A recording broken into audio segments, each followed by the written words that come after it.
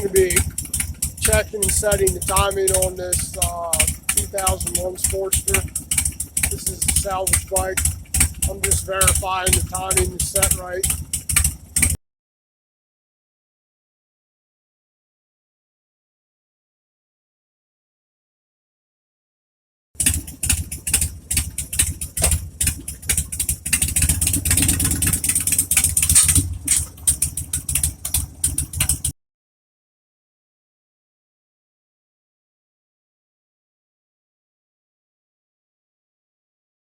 Top dead center.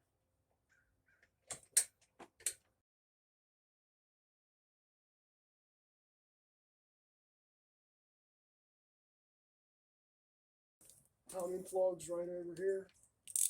Earlier model Sportsters, it's on the left side. Big Twins, it's always on the left. Right in between the cases there, like this.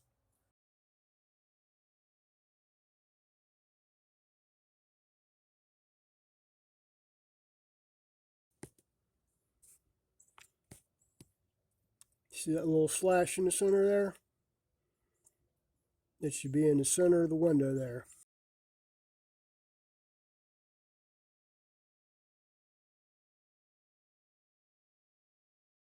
Want the slash on the flywheel to be right in the center of the window like that. So you're going to pull the plugs out, put it in high gear, spin the motor over with your finger over the front spark plug hole until you feel compression coming out. And then using a pointer, a wooden dowel or something like that so you can feel when the piston's at top dead center. And then check your window. And that'll be it. Now I'm going to this plate here. So we know where we are. We're going to rotate it left so the red light's all the way on. Then we're going to turn it to the clockwise until it just goes off. Okay. You're just going to loosen up the stanchions here just a little bit. Just enough so you can turn it. You don't need them really super loose to be able to turn it.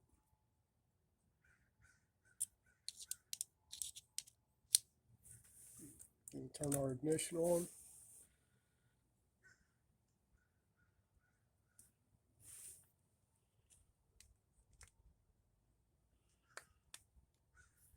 And rotate it counterclockwise if we can.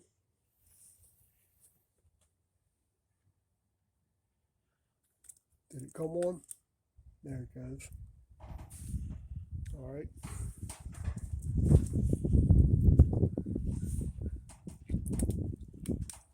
Got windy out again today. It's gonna turn it till it just goes out. Right there. Right there. Hold it. Then I'm going to tighten the stanchions down.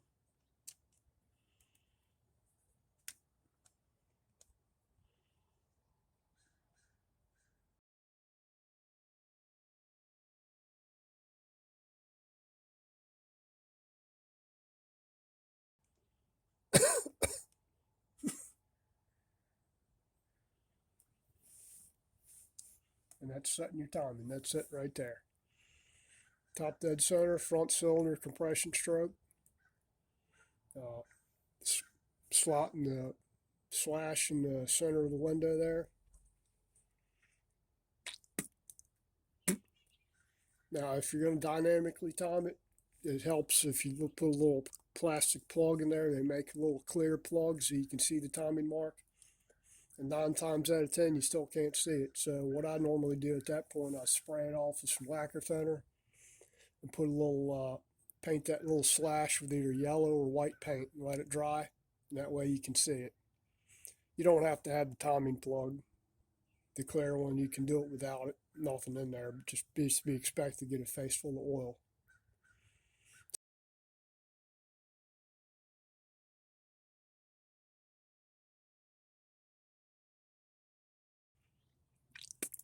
Whatever you think they should be at.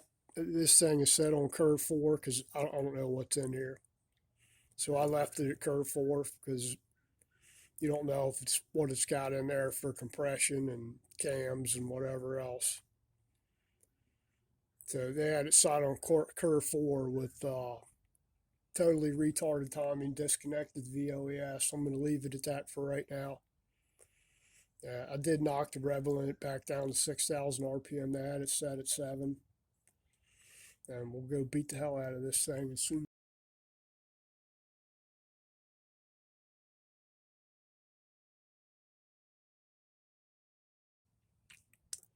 What you're going to feel, it's going to rev quicker on curve 1 than it is on 4. Just because your timing's coming in quicker. And they're not using the VOES on here. It's on there. They've got it disconnected though. Or they've got no VOS switch hooked on here, which effectively disregards whatever the VOES is doing. That's just your vacuum operated electronic switch that kind of switches it between 2 different advance curves, one for heavy load, one for no load, pretty much no load. Makes it rev a little quicker. Remember, general rule of thumb, you want it as much advance as quickly as possible. That doesn't mean you need 50 degrees advance. That means, say it's 35 degrees advance, which stock bike is pretty much 35 degrees, except for Sportsters, they're like 40.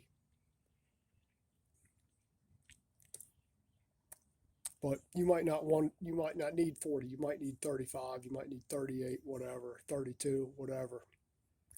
But you want it full advance by, say, 2,000 RPM.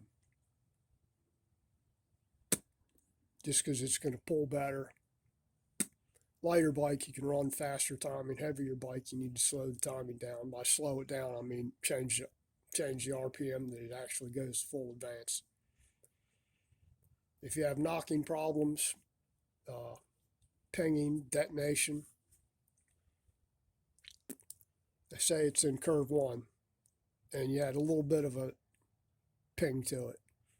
Knock it down to curve 2. Hit your dip switches, knock it down to curve 2. Ride it, see what it does. And sometimes you might end up somewhere in between where you like the way it was pulling in curve 1. Curve 2 really slowed it down some. You can still retard the timing on the plate a couple of degrees, 1 or 2 degrees, something like that. And if you're using the timing light, what you do is in your window here, you have 4 degrees total within this window. So right now it's in the center. If you put your timing mark to this edge over here, that would be advanced. If you put it to this end over here, that'd be retarded. And remember, your cam's backwards.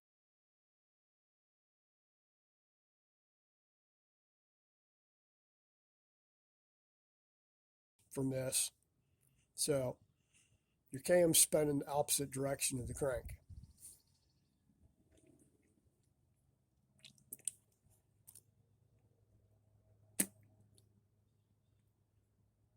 And really, that's about it. Let's put this thing back together again. There you go. If you like my content, please like, share, subscribe, hit the notification bell, all that stuff. And I don't know what I'm going to do next. I need to finish that tractor over there, but kind of waiting to get the packing for the seals for the ram yet. All right, you don't need to know about that. All right, thank you. Bye-bye.